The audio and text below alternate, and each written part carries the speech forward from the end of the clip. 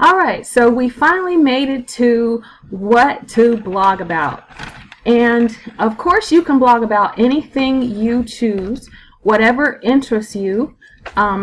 You may want to blog a book that you're reading, possibly blog like a chapter a week and then engage people and ask questions. Or you can blog about your passions or your skills, or you can share information about various things that you know. It could be anything from gardening to a certain technique to, I don't know, steamed vegetables or any such thing like that, or current events even. And it could be under any setting. So pretty much what I'm going to do now is just kind of give you a massive overview of what to blog about and how you can be. And of course, the best thing is to really have fun with this and decide to be useful, be generous, be entertaining, be human, be promotional. You could even be controversial if you want to, and definitely be engaging. Have your audience respond to you. So here is an infographic that I came across that has some really interesting things on it, because it gives you so many ways to actually blog and so many ideas. So I'm going to briefly run through it. I'll actually try to run through it as fast as I can with various settings. But pretty much, if you are going to blog and you want to be useful, which is a great way to create loyalty in your audience, because of course, you know, people are running around with limited time today, and if they have a go-to place to go to for certain things, that's a really good way to build a solid audience and create a niche for yourself.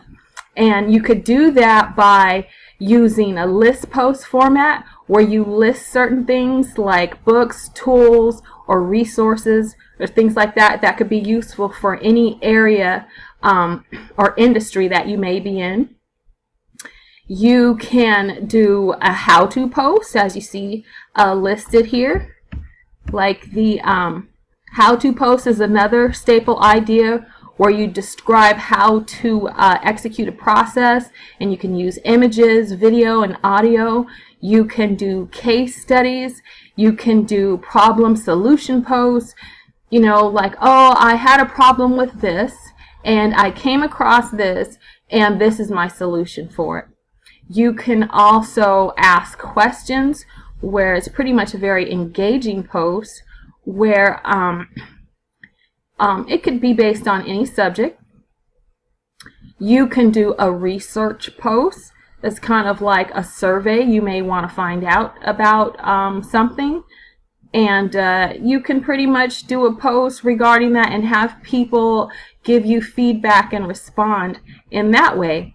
You can do a checklist post. You can do a guide post, especially if you are an expert in any particular field. You may do a post that pretty much breaks down any skill that you may have or anything that you may be an expert in.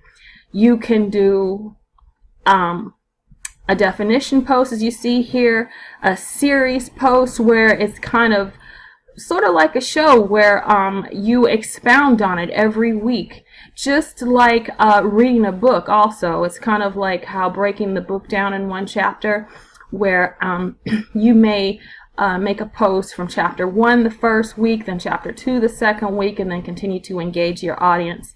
You can do a stats post, a fact post. You can be human and do inspirational posts. You can do holiday posts. You can do posts where you actually put your guard down and become really transparent if you really want to engage your audience, or if you want to, you know, like really connect with people, and maybe you have a real concern about something.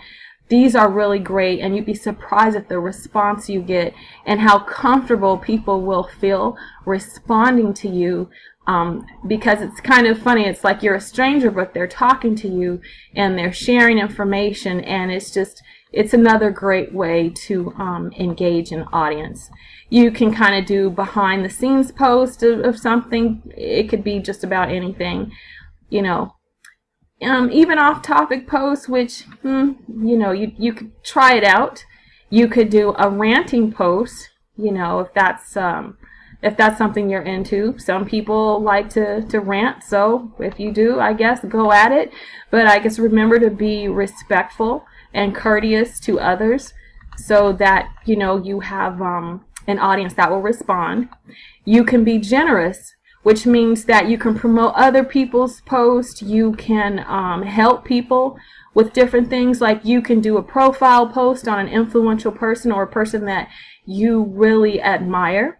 You can do sort of a crowdsourced post where you may help someone do something and get other people engaged. You can do an interview post.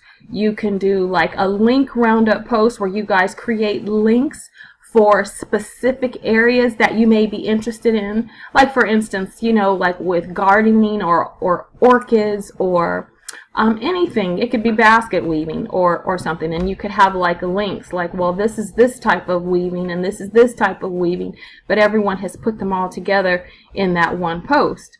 You can do posts of quotes. You could do best of the web posts, like whatever's trending right now, what's the biggest topics on the news. You could do that.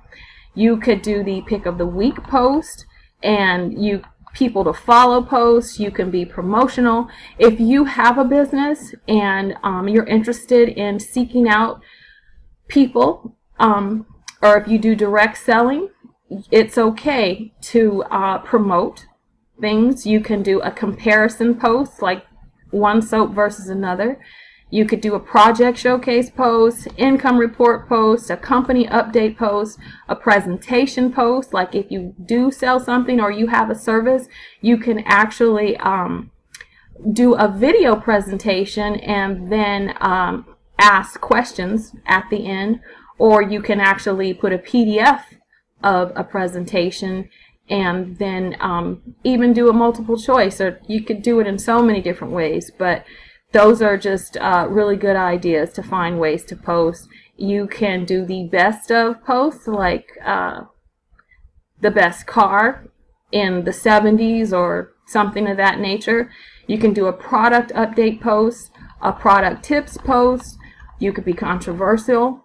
You can do a what if post, a debate post. Be careful with the attack post for various organizations or something. I'd probably stay away from something like that, but I mean, it could be done. A prediction post, a reaction post to something that has happened recently. You can be entertaining. You can have a story post, a satire post, a cartoon post, a mime post, a parody post. You can be timely. And this is a really great way to get a lot of engagement because it's extremely effective, where you review something that's very newsworthy. You can do a survey post, a news post of something extremely current, and as I mentioned before, like a trending post or an issue post, maybe healthcare insurance, Obamacare, or something that may concern you, and that's an issue, and you just kind of want to find out where other people are coming from and how they feel about it. You can be engaging, of course, and you always really want to be engaging. So that's why I included it in the training. You always want to either ask a question, and then you could do a sister post answering the question.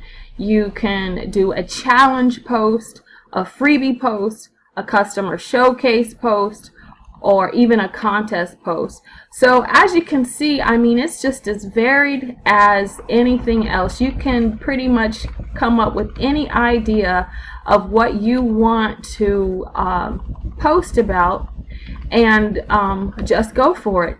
And pretty much a really good thing to do, but you don't necessarily have to do it in the beginning, is to find a topic and stick to it, like sort of become an expert in that particular area, or at least have a side page on your blog, like in the previous section where I showed you how to create a page, you may want to have a page where you specifically talk about gardening, so all of your gardening posts will be on that side. And then you may want to, on your main page, rant or discuss a trending current event, and that's perfectly fine. You may be a shoe lover, where you may want to post about certain shoes, or where to get a discount, or oh, I got this coupon for this shoe, or I found these shoes over here, and you may want to take like a snapshot of your shoe and post it up there, and compare prices to various stores, you know, etc. You can, you know, do something like that. You can also do something where you're reviewing certain stores or different things in the area that you may find helpful or that you like, and then you want to share that information with other people, sort of like a resource type post. And keep in mind that even with these various type of posts that you can do, you can also create pages that categorize and segment your posts so that your blog itself has a little bit of consistency to it, and it's a good way to have people go, oh, you know, oh, I can go to Linda's blog because I know she blogs a lot about, you know, gardening, or she has a coupon section, you know, in her blog. So you may find people that are really interested in one particular area or one particular topic that you blog about than others. So pretty much that's a great way to do that. Just think of categorizing it and you being sort of like the go-to person for those type of things. But when you first start out, just kind of brainstorm and see what fits, and blog all over. You could always go back and categorize later, but just have a lot of fun doing it, and that's my 2 cents. So thank you for watching, and I will talk to you on the next video.